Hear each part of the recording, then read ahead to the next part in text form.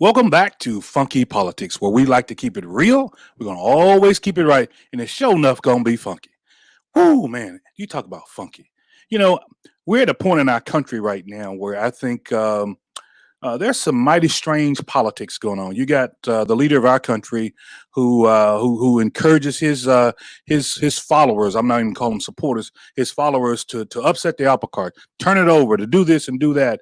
And then when you have one of those followers that step out and commit a heinous crime like one of those followers did here not long ago, about a week or so ago, then now you're talking about, are we encouraging negative behavior with what we say out of our mouths, out of the seat that we sit in 1600 Pennsylvania Avenue? So that's a question I got. I mean, you cannot continue to foment, that's right, foment negative, distasteful, destructive, vile words, and none of your people are going to sit back and say, "Well, he's just joking." No, they're not. They're not doing that.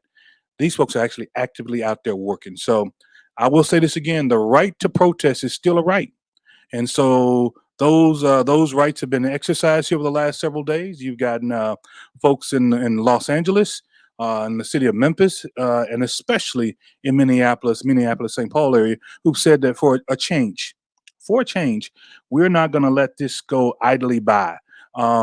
We may not get the coverage that we want the world to see, but we're going to let people know that some things that are occurring in this country are not right. All police officers are not bad. They are not. I've got some great friends who are police officers. I've got some cousins who and some relatives who they're not bad. But there's some in that barrel, just like any barrel of apples, that are just not. But the good ones have to overshine the bad ones.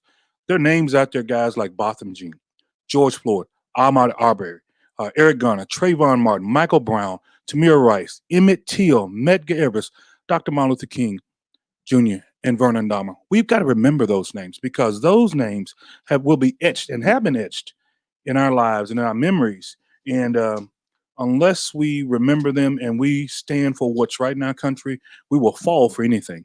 So, speaking of standing in our country for what's right, we've got Brother Rodney Strong, who will be with us today here on Funky Politics. And we're going to be talking a lot about the COVID-19 and the experiences that our people are going through in terms of how do we get out of this thing. It's not going to be unscathed because there's a lot of us right now that are scarred by COVID-19. But how do we get to that next level? We need to talk about evictions in our country because they're coming around. These courts are going to be opening up. The state of Texas have already opened up. The Supreme Court's already said that the courts can open up. There are going to be a lot of evictions going on. Let's talk about the unemployment claims that are out there. There's 40 million plus people in our country who are not working right now, and that's who file claims. What about those ones who stopped looking? So, without any further ado, I'm going to bring on none other than Brother Rodney Strong, who's the principal at Griffin Strong in Atlanta, Georgia. You all know him. He's been on this program before. He's a wonderful brother. Man, the firms, they're attorneys. They do public policy consulting. Rodney Strong is our guy, and we got him here on Funky Politics today to talk to you. Rodney Strong, how are you, brother? Hey, how are you, DC? How you doing today? Man, I'm hanging in there the best I possibly can. What the news that we're seeing coming out of some of our cities and our states. First of all, Rodney, we're fighting this COVID-19 battle, which is I don't want to call it insurmountable, but it's still a war that we're in with this COVID-19. And then we flip to this other piece. But before we get into the other piece, and we'll talk about the injustices, the COVID-19 and the economic impact. And I know you see it every day in Atlanta. We see it where we're at here in Tennessee. And I got cousins and friends and other people in Chicago and LA and in San Francisco. They're saying, the state of California is still not open. That's a major economic driver in our country.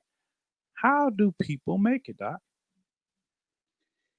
No, I mean it's tough, and especially the people who are in service industries or what's called the gig economy. People aren't traveling, so if you were a sky cap at the airport and you surviving on tips, or you drive an Uber or a Lyft, or if you're a barber or a beautician, these are really, really tough times. And this first stimulus package had a little bit of money in it, It will carry you through for a few weeks, but for the average person, at this point, it's getting to be a desperate situation. Well, Rodney, and I know this well. Canada was able to, and of course, they're not the size we are in terms of population, but Canada was able to seat to their residents 2,000, their citizens $2,000 on a monthly basis, and I'm assuming it's going to run through the. I think it was 5 to 6 months, so it should have run through the end of the year. Was $1,200 enough in terms of stimulus and the $600 unemployment? Because some folks weren't unemployed, but because of the business that they were in, their wages were still suppressed when they cut hours. If you go on 40 hours and I cut you back to 28, you're still losing, doc. You can't get unemployment, right? Well, I will tell you right now, the way I hear it, and the way I look at it, is that it helped people for a short period of time, but there's a substantial problem beyond that period of time. And what we really have is, a lot of the problems that we're having in the United States is we're having a failure of public policy.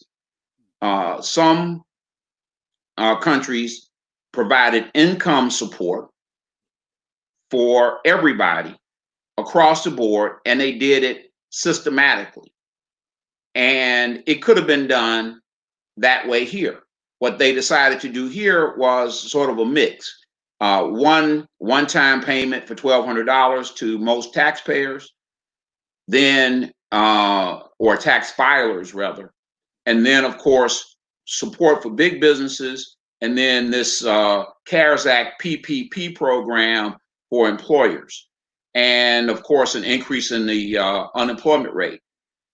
It left a lot of people out by doing it that way, and there were other designs that they could have done. And the reality of it is, when you're negotiating between two parties that have different philosophies about how they're going to govern, it was a compromise bill, and you ended up with a mixed results. Let's put it like that.